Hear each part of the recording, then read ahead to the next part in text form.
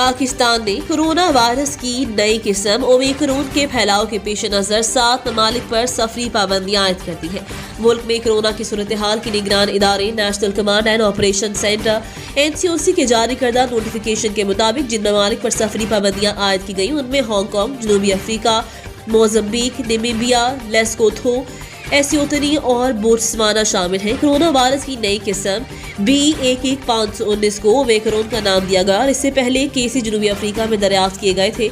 आलमी इदारा सेहत WHO के मुताबिक ये नई किस्म इंतहाई बाइस तशवीक है और इब्तदाई शवाहद के मुताबिक इस नई किस्म में री इन्फेक्शन का खतरा दीगर इकसाम से ज्यादा है।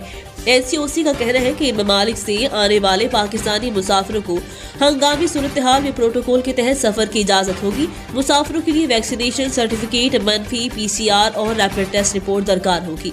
मनफी रिपोर्ट वाले मुसाफिरों को 3 रोज का लाजमी करंतना करना होगा। मज़कूरा ममालिक में फंसे पाकिस्तानी 5 दिसंबर तक सफरी पाबंदियों से मुस्तस्ना होंगे। नोटिफिकेशन के तहत सफरी पाबंदियों से मुस्तस्ना मुसाफिरों पर हेल्थ प्रोटोकॉल का इतलाक लाजमी होगा।